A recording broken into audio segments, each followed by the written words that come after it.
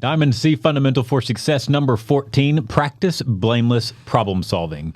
The blame game has no place at Diamond C. Apply your creativity, spirit, and enthusiasm to developing solutions rather than pointing fingers and dwelling on problems. Identify lessons learned and use them to improve our process to prevent future issues. Get smarter and stronger with every problem and experience.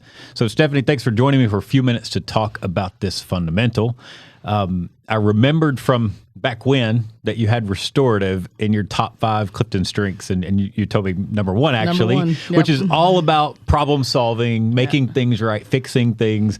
And so, when I was getting ready for to record this video, I thought, who better to speak to problem solving than Miss Restorative, number 1, Stephanie. So thanks for joining me for a few minutes. No problem. So I'm curious to start with, to hear from you. How have you seen this fundamental, this idea of practicing blameless problem solving? How have you seen it play out in the company in the time that you've been with us? 4.5 years.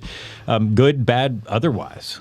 Well, the thing is, I've seen it both ways, and I've seen some people that are really, really good at it, who really send the right emails, have the right conversations, really looking for root causes instead of just saying, you did it, you solve it, know, and that's, sometimes in our culture, we want to go into blaming somebody before even worrying about how to actually fix it.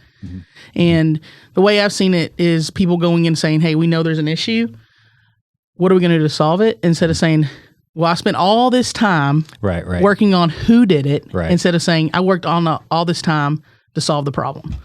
So have you seen it, anything come to mind when I say, how have you seen it specifically impact a person or a department's growth and success, so to speak? Usually when I think about this one, I usually think about Ivan. Oh, yeah. Because, me and Ivan have spent a lot of time together, and he's probably usually the calm to my not so calm. But I've seen him use it just in solving problems that we've had between powder coat and production, in the weld production, and sending those right emails and saying, we have some issues. We have a few that have laid out here. How are we going to solve it? Not, you're to blame. Can you fix it? But hey, how can we fix it together? And I think that's really where this one really kind of comes into it, is to say, take the accountability, take the responsibility, solve it. Absolutely. Together. Absolutely. Yeah. And hopefully that process and that attitude makes the team, the person, more productive and successful in whatever their problem solving endeavor is, right? Yeah. That's the idea. And then on the kind of the side that I have the struggle with is like the emotional part of it, is sometimes when we see those issues and we're really passionate about it and we want to solve them, I struggle the most in saying, it's your fault. It's okay. We're going to help you fix it. But where does that take us? It doesn't take us into a good place. It's really more trying to focus on what the problem is and how we're going to fix it. Yeah. So this one is one that, no question. I mean, I think everybody around here, like, yes, we want to solve problems, but that blameless word in there can be really challenging to humans, to the human race. Like, I agree. The blameless part, because we are emotional beings, is part of it. It is. And I think, people aren't necessarily trying to be lazy in solving the problem, but sometimes we get in that, not my problem. Right. And I think that is where we get into the blameless part, and the blaming and creating a blameless culture. And, it's gotten better over the last couple of years. That's for sure. We've grown in a lot, but being aware of what your strengths are too. And like from the restorative side, even from a small child, like I love to fix things, like whether it was right or not. But, here it's more from the leadership aspect. It's not necessarily getting there and breaking something apart and putting it back together, but it's finding that team, putting them back together, helping them figure out what the problem is instead of you actually solving it, like being slow to speak, which I'm not good at, and, listening and being that part of it and that culture of solving the problem. Yeah. So. Yeah, that's good stuff for sure. So you've confessed through a bit of this conversation that this is the blameless part is something you're working on in honing your problem solving skill and ability. You're working on that blameless part a bit. I appreciate your transparency on that by all means.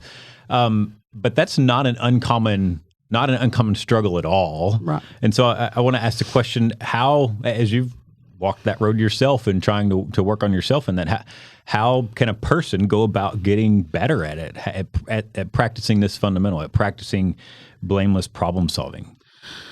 So from my personal experiences, what I try to do and what I try to get my next level leaders to understand is really finding the root cause before you ever even talk to somebody. Because our first thing is want to run to the next person. Right.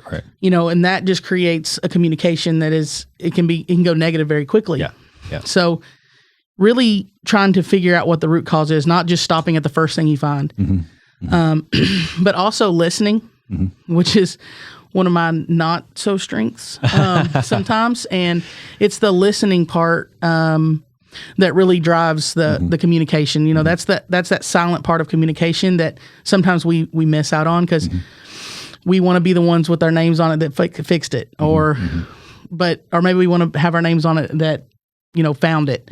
But no problems solved in that. So just really just listening, communicating, and just having those conversations all the way down the line with the people who do the task, people who created the process, right, people who do it day in, day out, and then kind of working down that before they take it to that next level and say, okay, here's the problem. Here's why we have the problem. Now let's try to figure out why we got how to fix it. Spend more time fixing it than blaming people. Yeah. That makes perfect sense, right? Yeah. So when easy. Yeah. In theory, not always in reality, but no. So when faced with when any of us, when any of us are faced with a problem that we need to solve, that we want to solve, we should first not move. Maybe take a step back. Ask why 5 times. I mean, that's kind of what you're talking about. Being thorough, seeking thorough understanding, being careful to listen well, take it all in before we make a move. Absolutely. And when we have that whole story, that whole picture, usually the blameless part becomes a little easier. It does. Yeah. It does. When you can really look through the process and look at your value stream of how you process out something, you can start seeing the problems laid out and start attacking those with the help of the people who do it every day. Absolutely. And that's I mean, to me, that's probably the most important part is continuously involving the people who do it day in and day out. Right. Love that. Thanks so much for your wisdom and experience, sharing your experience and your wisdom in this.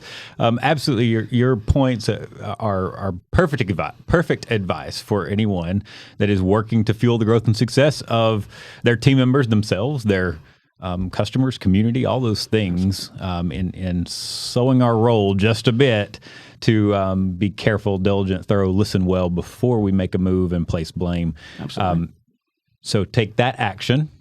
Take that advice to practice blameless problem solving for the growth and success of the team.